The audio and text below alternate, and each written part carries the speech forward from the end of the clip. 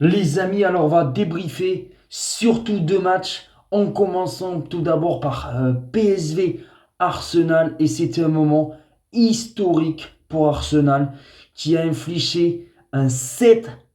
Vous vous rendez compte? 7 buts à 1 contre un PSV Eindhoven, alors peut-être assez faible, je suis désolé parce que le PSV Eindhoven c'était catastrophique, même si ça a éliminé la Juve.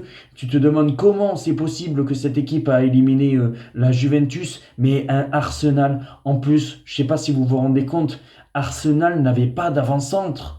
Kai Havertz, il est blessé. Gabriel Martinelli, il est blessé. Gabriel Jesus, il est blessé. Saka est blessé.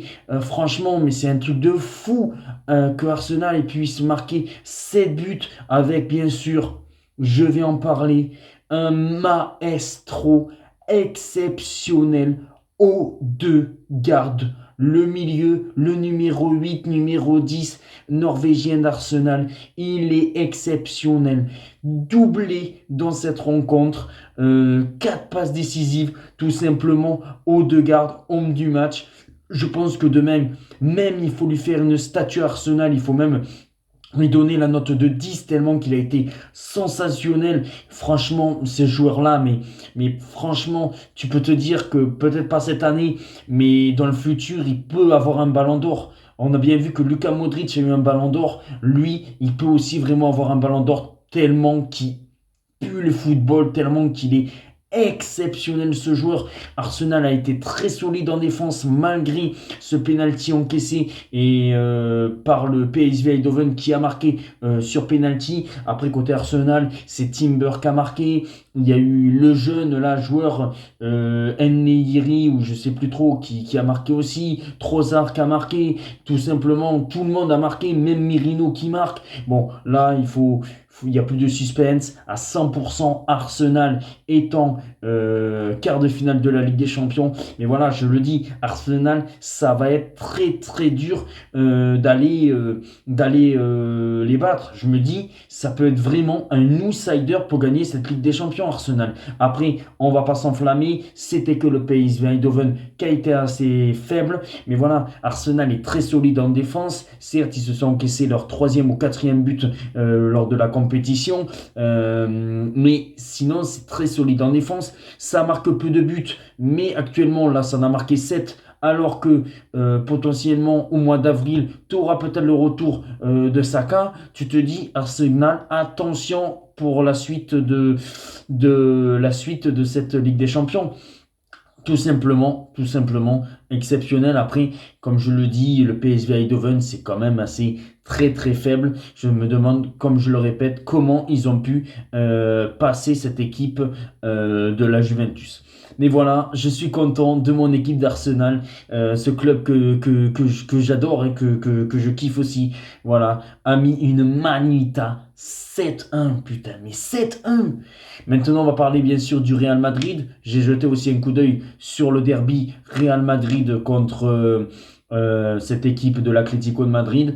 Et ben voilà, un but dès l'entrée de jeu, dès les premières minutes de Rodrigo. Il faut en parler parce que Rodrigo, il est quand même assez doué, hein, faut le dire, parce que on parle surtout de Vinicius, on parle aussi de Kylian Mbappé, mais Kylian Mbappé assez décevant, Vinicius qui a été aussi moyen, et comme a dit Bellingham, Rodrigo, c'est quand même la personne qui est quand même assez décisive. En Ligue des Champions, on l'a bien vu, là il te marque un but. Alors après, il y a eu l'égalisation de l'Atlético de Madrid avec Alvarez qui a marqué un bijou, mais un bijou Alvarez.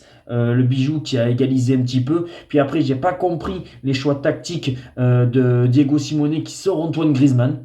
Parce que pour moi, Antoine Griezmann, il avait fait un bon match. Alors pourquoi tu le sors? Franchement, mais pourquoi tu sors Antoine Griezmann?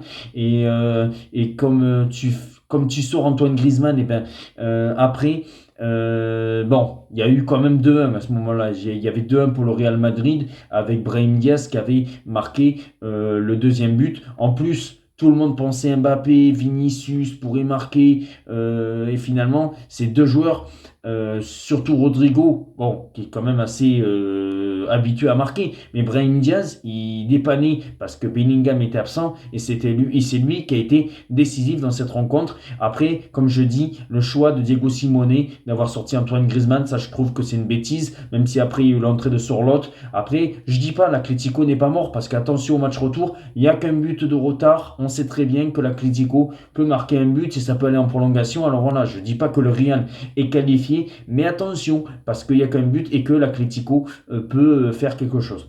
Maintenant, on va parler vite fait des autres matchs que franchement j'ai très peu vus. Je sais que Bruges, voilà, Bruges a perdu.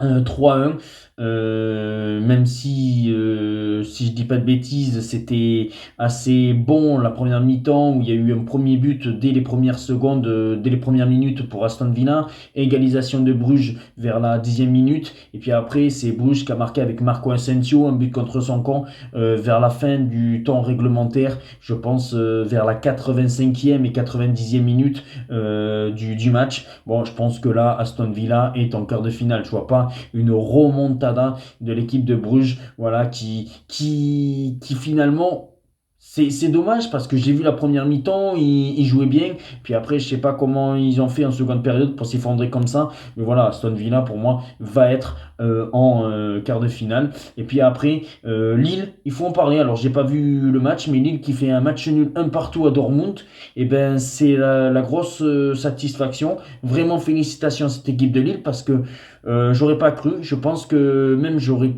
imaginé que peut-être que Dortmund allait gagner ce match 2-1. Mais franchement, faire un partout.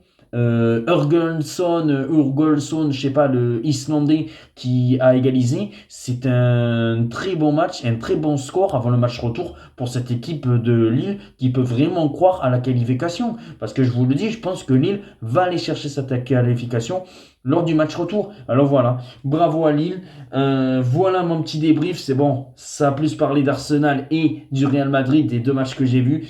Mais voilà, chapeau quand même à Lille, chapeau aussi à Aston Villa. Et on se retrouve demain pour une vidéo réaction, la réaction de PSG Liverpool. Ciao les amis.